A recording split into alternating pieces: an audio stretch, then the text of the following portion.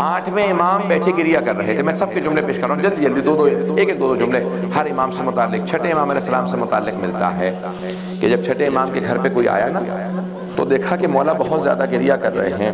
کہا مولا کیا بات ہے؟ کہا آج عاشورے کا دن ہے. ایک مرتبہ امام علیہ السلام نے کہا کہ تم نے کوئی مرثیہ کہا ہے، کوئی شعر کہا میرے جد حسین کی شہادت پہ؟ کہا ہاں مولا میں نے شعر کہے. کہا ذرا سناؤ. جب وہ سنانے لگا امام نے کہا رک جا بھی نہ پا. امام نے خادم سے کہا ذرا پردے کا اہتمام کر دے، میری ماں سے، میری بہنوں سے، میری بیٹیوں سے، میری زوجہ سے کہہ دے مجلس ہونے والی ہے، وہ بھی آ جائیں. جیسے پردہ کھینچا نا کہ ایک مرتبہ امام کی جو گھر میں خادم تھا اس نے جا کے آواز دی، کسی خادمہ سے کہا کہ امام کی طرف سے حکم آیا امام کی والدہ حضرت ام فروہ کو بتا دو مجلس حسین ہونے والی ہے. جیسے پردہ کھینچا امام کی والدہ آ کے بیٹھ گئیں، امام کی بہنیں آئیں، امام کی بیٹیاں بھی آ گئیں، امام کی زوجہ بھی آ گئی، سب آ کے بیٹھ گئے. وہ جو شاعر تھا نا وہ امام کی والدہ کے خاندان سے تھا، حضرت ام فروہ کے خاندان سے تھا. ایک مرتبہ اس نے اشعار پڑھنا شروع کیے تو آواز آنے لگی، امام کی والدہ بلند آواز سے رونے لگیں. جب امام کی والدہ کی رونے کی آواز آئی نا تو ایک مرتبہ اس شاعر نے جناب ام فروہ سے کہا کہ اے ام فروہ اگر آپ زیادہ روئیں گی تو آپ کا بیٹا آ کے آپ کو دلاسا دے گا. وہ کیونکہ امام کی والدہ کے خاندان سے تھا، بھانجا تھا ظاہراً، تو اس نے کہا اے بی بی ام فروہ اگر آپ زیادہ روئیں گی نا تو آپ کا بیٹا امام صادق آپ کو آ کے دلاسا دے گا، گلے سے لگائے گا، آپ کے آنسوؤں کو صاف کرے گا، اگر آپ بے ہوش ہو کے گر گئی تو پانی پلائے گا. لیکن ام فروہ جب آپ کی پھپھیاں روتی تھی انہیں شمر تازیانے مارتا تھا، انہیں پانی نہیں دیا جاتا تھا. ایک مرتبہ امام نے کہا الباب الباب دروازہ بند کر دو. سارے مدینے والے دروازے پہ آ کے جمع ہو گئے تھے. امام نے کہا دروازہ بند کر دو. کسی نے پوچھا مولا دروازہ کیوں بند کر دے گا؟ میرا بیٹا بے ہوش ہو کے گر گیا ہے. میرے جد حسین کی مجلس میں میرا بیٹا موسیٰ کاظم بے ہوش ہو کے گر گیا ہے. دیکھا تو امام نے نام نہیں لیا، امام نے کہا میرا بیٹا بے ہوش ہو کے گر گیا. دیکھا تو امام کے صاحبزادے امام موسیٰ کاظم بے ہوش تھے. کہا کیا بات ہے؟ کہ میں اپنے جد کے مصائب کو برداشت نہیں کر پاتا. بس میں جب آپ روتے ہیں تو کوئی پابندی تو نہیں نا آپ کے رونے پہ، آپ کو کوئی روکتا تو نہیں ہے کہ مت گریہ کیجئے گا. امام رضا کے چند جملے پیش کروں گا. امام رضا بھی بیٹھے تھے. ایک مرتبہ ریان ابن شبیب امام کے صحابی ہیں آئے. کہا پوچھا مولا کیا بات ہے؟ اتنے افسردہ کیوں ہیں؟ آنکھوں میں اتنے آنسو کیوں ہیں؟ مولا آپ کی پوری ریش مبارک تر ہو گئی ہے. امام نے کہا یہ ابن شبیب، شبیب کے بیٹے تمہیں نہیں پتا آج عاشورے کا دن ہے. کہا مولا حکومت اعلان نہیں کرتی ہے، کوئی غم کا اعلان نہیں ہوتا. کہا نہیں آج عاشورے کا دن ہے. کہا مولا ذرا اپنے جد کی کوئی مسائل تو سنائیں. امام نے کہا انہو ذبح کالکبش، ان کو ایسے ذبح کیا گیا جیسے گوزفند کو ذبح کیا جاتا ہے، جیسے ایک بھیڑ کو ذبح کیا جاتا ہے. یہ روایت بڑی مستند روایت ہے، اس میں کوئی بھی شک نہیں کہ امام نے فرمایا ہے. علماء نے بڑی بحث کی امام نے کیوں کہا ایسے ذبح کیا جیسے گوزفند کو ذبح کرتے ہیں. آپ نے دیکھا ایک بھیڑ کو جب ذبح کرنے لگتے ہیں تو اس کے ہاتھ پاؤں باندھ دیے جاتے ہیں. امام حسین کے ہاتھ پاؤں باندھے نہیں گئے تھے.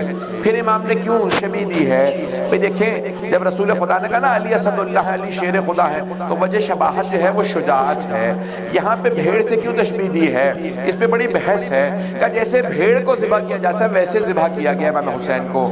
بھئی امام حسین کے ہاتھ پاؤں باندھے نہیں گئے تھے، کیوں امام رضا نے تشبیہ دی؟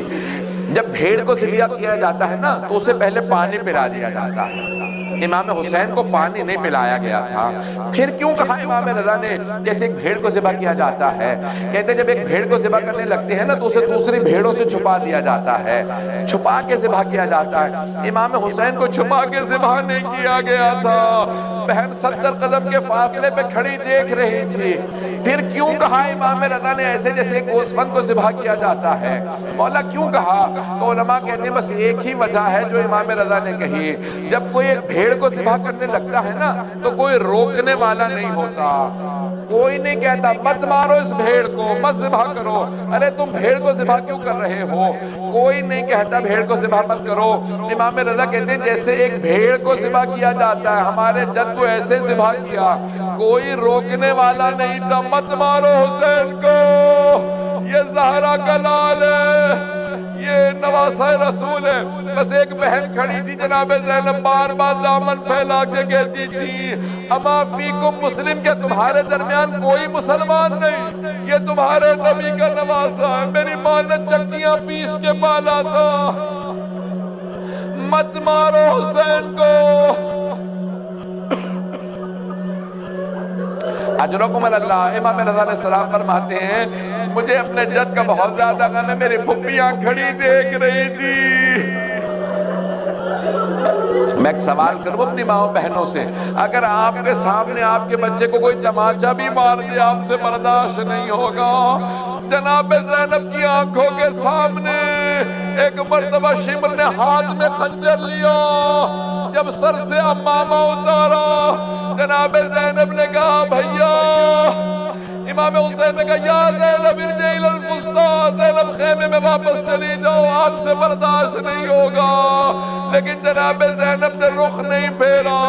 جب اس نے خنجر چلایا امام حسین نے کہا او شمر مجھے مت مار، میں تیرے نبی کا نواسا ہوں، میں زہرا کا لال ہوں، میں علی کا بیٹا ہوں۔ اس نے ایک مرتبہ سیدھا کیا، پھر سامنے سے گلا کاٹا۔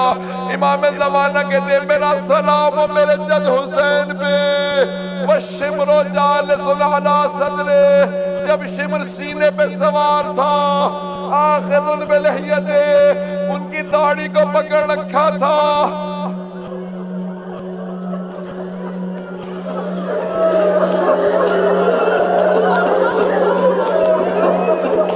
میں تمام کر دیتا۔ امام رضا علیہ السلام کا آخری وقت تھا۔ بھئی تاریخ نے لکھا 3 ایسی بہنیں ہیں جو بھائیوں کے ساتھ گئی ہیں۔ پہلی جناب کلثوم ہے جو جناب موسیٰ کے ساتھ گئی، دوسری جناب زینب جو امام حسین کے ساتھ گئی، تیسری بہن جناب معصومہ قم جو امام رضا کے ساتھ گئی۔ جب جناب معصومہ قم پہنچی نا تو ایک مرتبہ کسی سے سنا کہ کوئی بی بی بار بار کہتی ہائے امام رضا مارے گئے، ہائے امام رضا مارے گئے۔ بی بی نے فوراً کنیز سے کہا ذرا بلا کے تو لائے سے کہ کس امام رضا کو یاد کر رہی ہے۔ ایک مرتبہ جناب معصومہ نے پوچھا تو بار بار کیوں کہتی ہے ہائے امام رضا مارے گئے؟ کہا بی بی آپ کیسی شیعہ ہیں، آپ کو نہیں پتا شیعوں کے 8ویں امام کو زہر دے دیا گیا۔ جناب معصومہ رونے لگی کہ ہائے میرا بھائی مارا گیا، مجھے پردیس میں پتہ نہ چلتا۔ کسی بی بی کو پردیس میں نہ خبر ملے بھائی مارا گیا، لیکن میں ہاتھ جوڑ کے کہوں گا او بی بی معصومہ آپ قم میں تھی، بھائی مشہد میں، لیکن جناب زینب دیکھ رہی تھی۔ الا لعنت اللہ علی القوم الظالمین وَسَيَعْلَمُ الَّذِينَ ظَلَمُوا أَيَّ مُنْقَلَبٍ يَنْقَلِبُونَ۔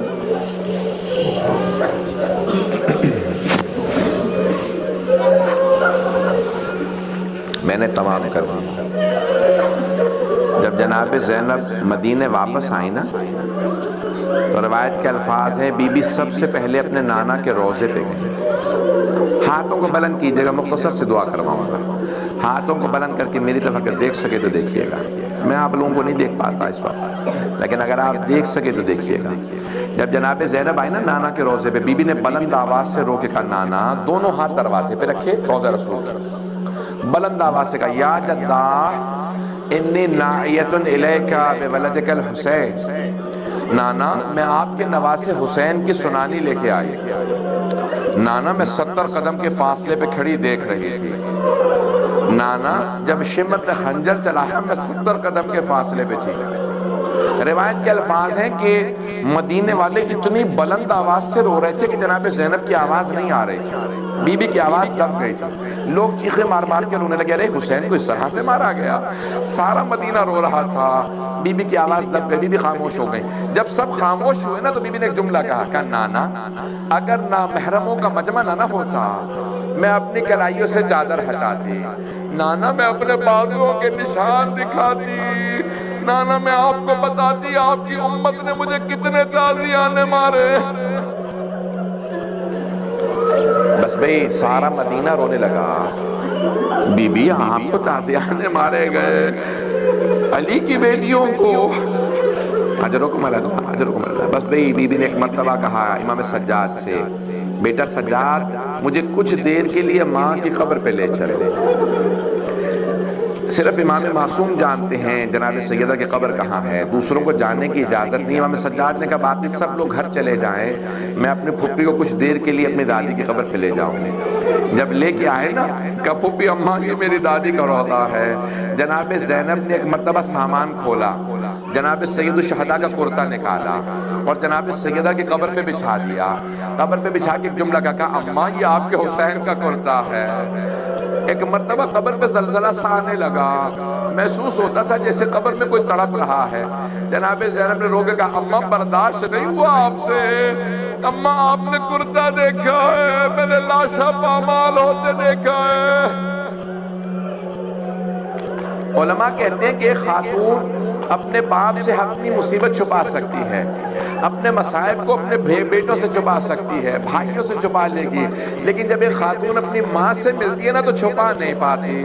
جیسے ہی جناب زینب آئی نا ماں کے روضے پہ تڑپنے لگی کہ اماں اماں میں 70 قدم کے فاصلے پہ کھڑی تھی، اماں جب شمر نے حسین کے بالوں میں ہاتھ ڈالا.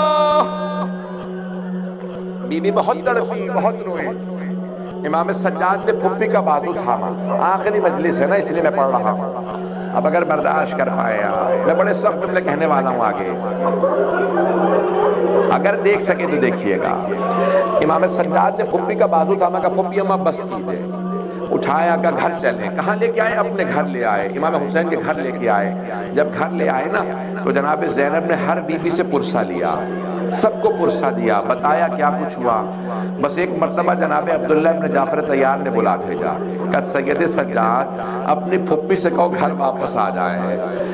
آپ کو پتا ہے جب جناب زینب کے سامنے لاشیں لائے گئے تھے جناب اون محمد کی بی بی نہیں روئی تھی، بی بی نے آنکھیں بند کر لی تھی. جب شام میں شہداء کے سر واپس آئے نا بی بی نے دوبارہ آنکھیں بند کر لی. جب جناب فضہ نے کہا نا بی بی بیٹوں سے ودا کر لیں، کہا فضہ میں علی کی بیٹی ہوں، صدقہ دے کے واپس نہیں لیتی، میں نے حسین کا صدقہ دے دیا. یہ جناب زینب نے بہن کی حیثیت سے نہیں کیا، امام وقت کے لیے اولاد کو قربان کیا تاکہ تاریخ میں کبھی بھی امام وقت آئے ہر ماں اپنی اولاد کو قربان کرنے لئے تیار ہو. ایک مرتبہ بی بی نے شام میں بیٹوں کے لیے سروں کو دیکھا، آنکھیں بند کر لی. چہلوں پہ دوبارہ کربلا واپس آئیں، ہر قبر پہ گئیں، بیٹوں کی قبروں پہ نہیں گئیں. جب بیٹوں کی قبروں کے پاس سے گزری نا تو آنکھیں بند کر کے کہا اون محمد الوداع، اون محمد خدا حافظ، اون محمد ماں جا رہی ہے. بی بی ایک مرتبہ مدینے واپس آئی، نانا کے روضے پہ گئیں، بیٹوں کا کوئی تذکرہ نہیں کیا. ماں کی قبر پہ گئیں لیکن کہیں پہ بھی بیٹوں کا شکوہ نہیں کیا. بھائی کے گھر گئیں، بیٹوں کا ذکر نہیں کیا. لیکن آخر ماں تھیں، کب تک برداشت کرتی ہیں. جیسے جناب عبداللہ نے بلایا نا کہ گھر واپس آ جائیں، بی بی نے سر پہ برقع رکھا. جب چلنے لگی بی بی کا دل تڑپنے لگا، کلیجہ منہ کو آنے لگا، بی بی کے پاؤں لرزنے لگے. ایک مرتبہ تڑپتی ہوئی گھر پہنچی. جیسے ہی گھر میں آئی صحن میں 2 جانمازیں بچھی دیکھی، جانمازیں اٹھا کے سینے سے لگائی اور تڑپ کے رونے لگی کہ اون محمد میرا اس گھر میں دل نہیں لگتا، مجھے کوئی لے جائے، میں جینا نہیں چاہتی. بی بی بہت تڑپی، ابھی گریہ کر رہی تھی، زمین پہ بیٹھی. جناب عبداللہ ابن جعفر طیار گھر میں آ گئے لیکن بی بی کو پہچان نہیں سکے. نہ جانے کیا بیت گئی جناب زینب پہ، جناب عبداللہ نے پہچانا نہیں یہ زینب ہے. ایک مرتبہ جناب زینب کو دیکھا، کہا بی بی کیا بات ہے، اب کیوں آئی ہیں ہمارے گھر میں، میری زوجہ گھر نہیں ہے، چلی جائیے. جناب زینب نے دونوں ہاتھ سر پہ رکھے. ایک مرتبہ بلند آواز سے لوگوں کہا عبداللہ پہچانا نہیں، عبداللہ میں زینب ہوں، ہم لٹ گئے، برباد ہو گئے، عبداللہ اون محمد مارے گئے. نہ جانے جناب عبداللہ نے کیا دیکھا، زمین پہ گر گئے. بوڑھے بھی تھے، بیمار بھی تھے. ایک مرتبہ ہمت کر کے پھر اٹھے. جب دوسری مرتبہ زمین پہ گرے نا جناب زینب سے رہا گیا. پوچھا عبداللہ کیا بات ہے، بیٹوں کی شہادت برداشت نہیں ہو رہی. جناب عبداللہ نے دیکھا جناب زینب کے ہاتھ ابھی بھی سر پہ ہے. جناب عبداللہ نے کہا زینب وہ دونوں حسین پہ قربان، میں ہوتا میں بھی قربان ہو جاتا. مجھے بیٹوں پہ صبر آ گئے لیکن زینب میرے ایک سوال کا جواب دیجئے. جناب زینب نے کہا عبداللہ کیا سوال ہے؟ کہا زینب یہ کلائیوں پہ نشان کیسے؟ ایک مرتبہ جناب زینب نے کہا عبداللہ ہاتھوں میں رسیاں، کوفہ و شام کے بازار، شرابی کا دربار، مجمع عام، علی کی بیٹیاں، ہاتھوں میں پتھر، باغیوں کے نعرے.